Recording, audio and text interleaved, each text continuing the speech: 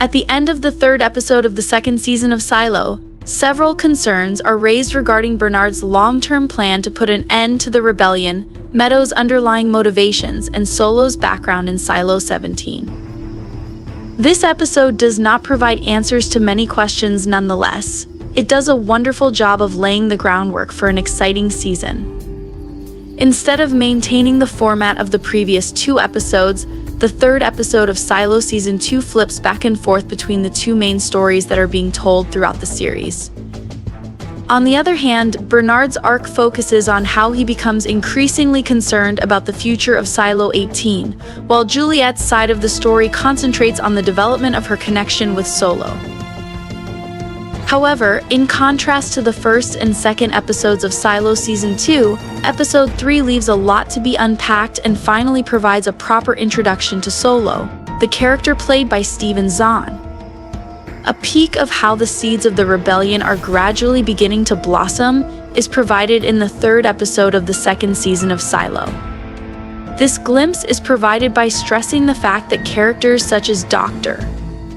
Nichols are also beginning to break the laws of the Silo organization. During the final episode of the second season of Silo, characters such as Judge Meadows are getting ready to leave, while Juliet is making plans to go back home. The show concludes on a tense and suspenseful note, leaving viewers with more questions than answers.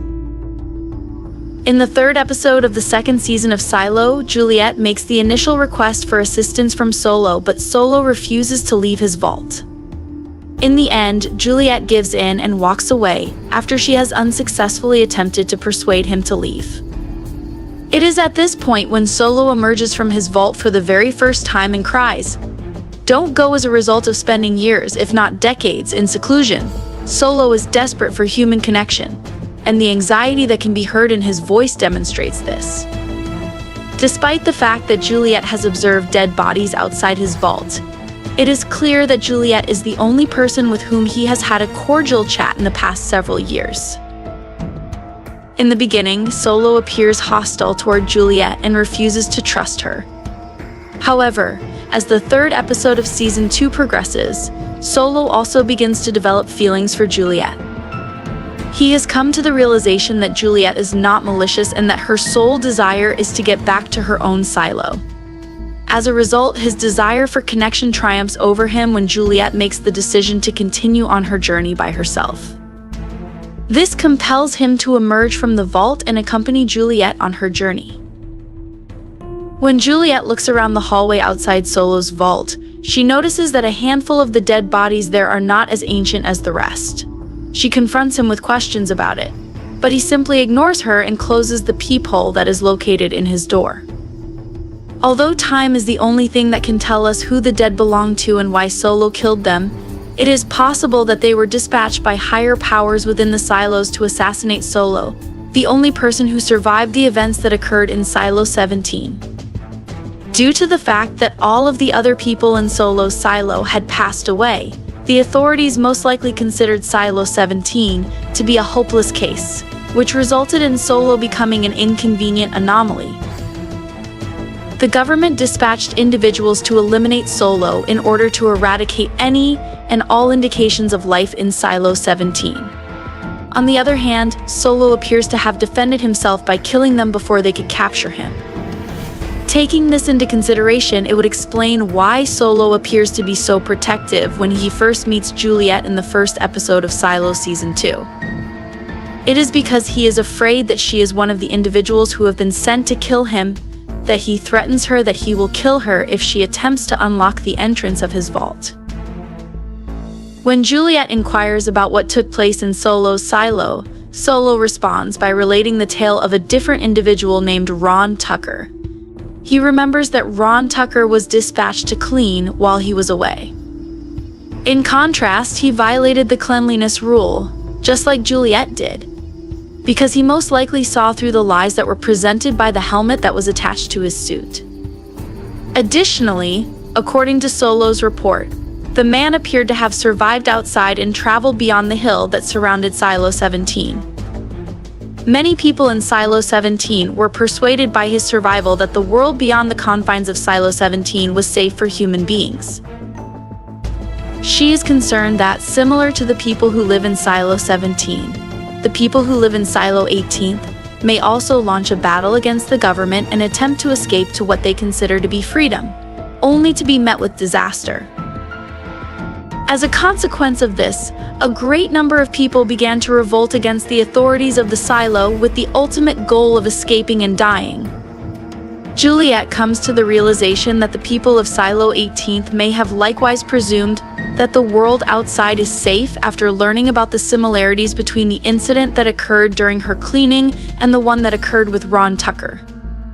She is concerned that, similar to the people who live in Silo 17, the people who live in Silo 18 may also launch a battle against the government and attempt to escape to what they consider to be freedom, only to be met with disaster.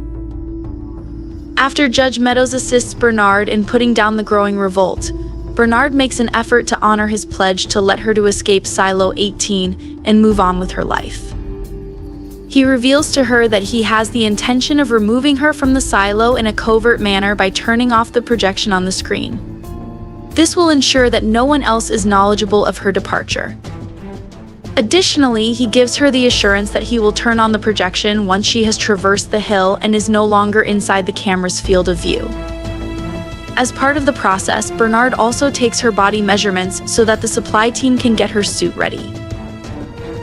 On the other hand, it is difficult to imagine that Bernard is allowing her to leave with such ease. It is highly probable that Bernard will betray her by either providing her with a suit that is faulty or by using tape of a low quality to insulate the edges of her suit. Even in the event that Meadows is able to make it beyond the hill that is located outside of Silo 18, it is quite doubtful that she would survive because she will have to break into a neighboring silo, much like Juliet, before she runs out of oxygen. In the third episode of the second season of Silo, Bernard reveals to Sims that he intends to administer a drug that erases memories to Patrick Kennedy since he's seen the film that was stored on the hard drive that Juliet had retrieved. Kennedy is willing to accept the notion when he is presented with it, and he asks him to delete his memories from the past. This is done in order to ensure that he does not recall anything about his late wife, which would allow him to overcome his sadness. The casual manner in which Sims alludes to the memory-erasing medicine gives the impression that it has been utilized in the silo in the past. The people that live in the silo may have gradually forgotten everything about the outside world, and they may not even be aware of what birds are. This could be an explanation for their situation. Despite the fact that many of the story twists from the first season of Silo show that Juliet's mother and other Flamekeepers had begun challenging Silo 18's authorities, the drug could also explain why the people who live in the silo have very few or no recollections of a previous uprising. Perhaps even the water supply of the silo could be tainted with the medication in order to guarantee that the citizens would continue to be obedient and compliant. In the third episode of the second season of Silo, Paul Billings reveals to Judge Meadows that he suffers from the syndrome.